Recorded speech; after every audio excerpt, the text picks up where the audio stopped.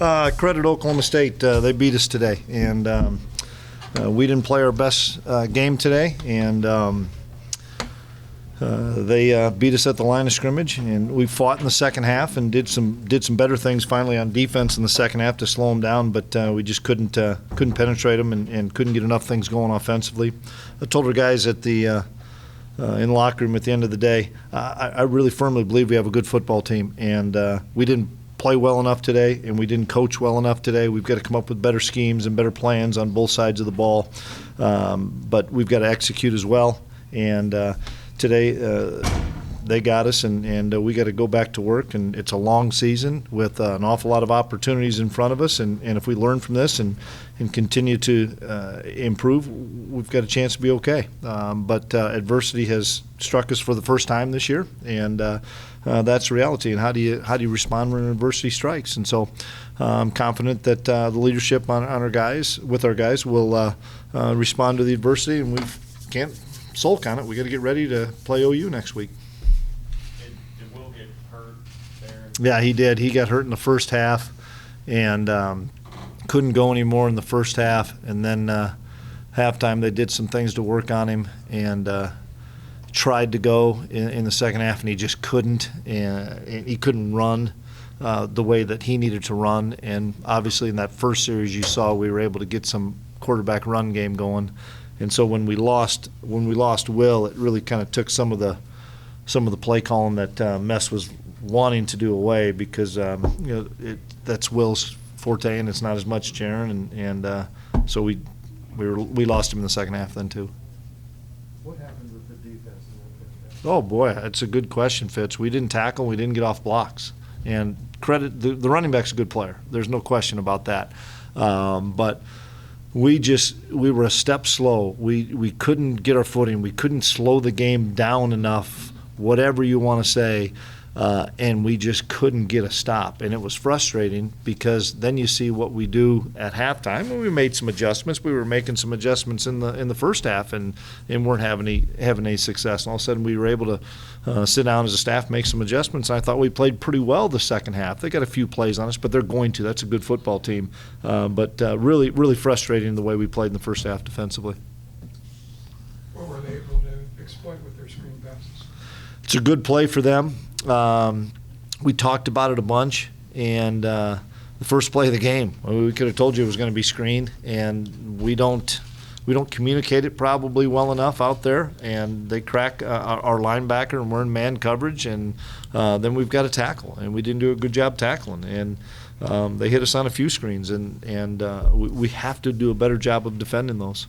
I know there's a lot that goes into the targeting penalties. We've got one guy who's been called for two. I know it. How do you respond to that?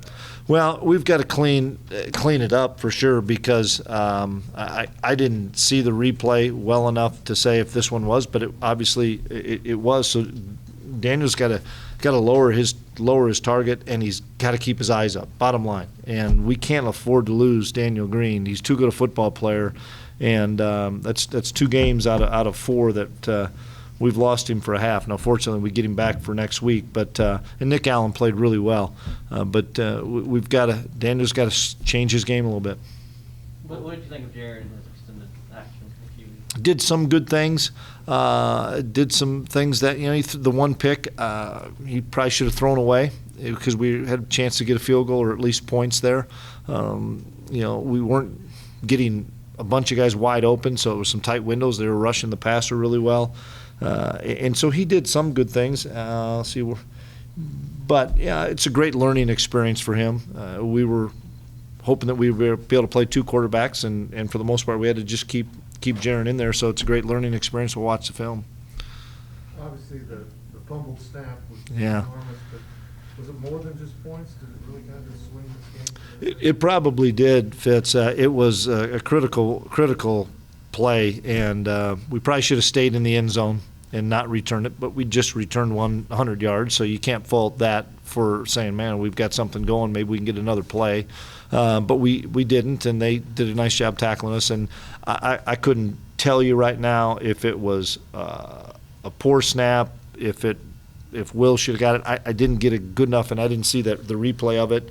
But bottom line, we can't give them a free 7 points because we're chasing that 7 points the whole night. And if it's 24-20, maybe it's not a different game, but maybe we have a better opportunity with some late drives.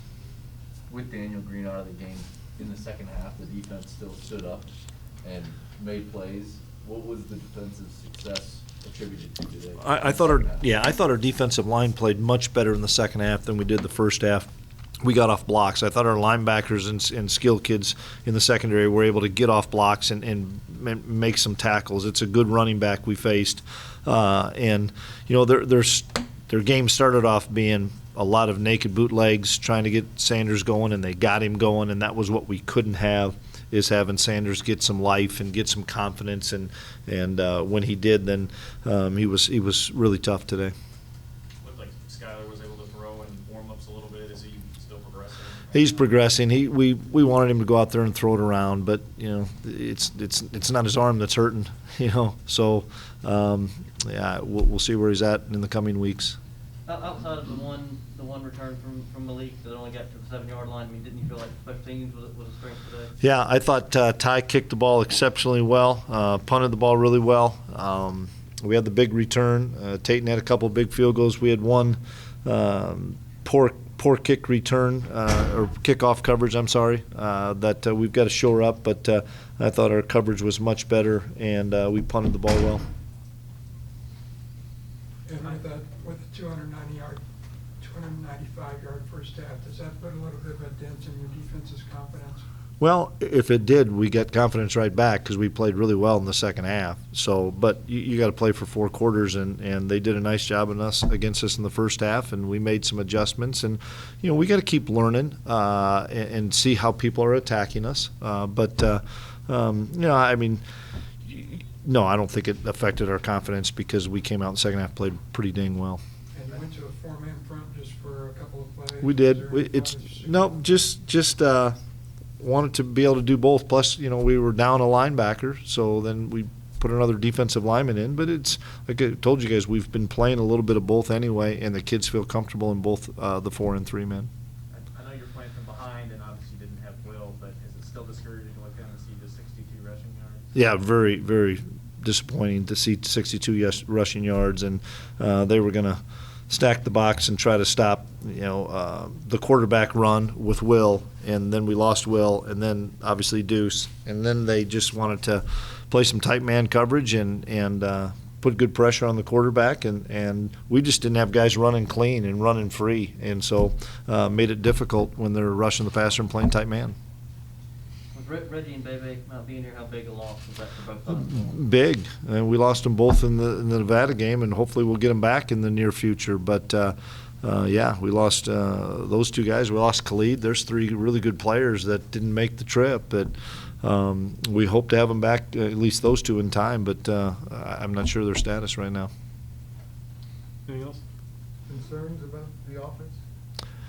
Yeah, we've got to be better. We rushed the football last week exceptionally well, and then it sets up everything else. And so when we're not able to rush the football, we've got to design some things, whether it's spreading people out to whatever, to get some easier throws and get people open. And so absolutely, we've got to be better.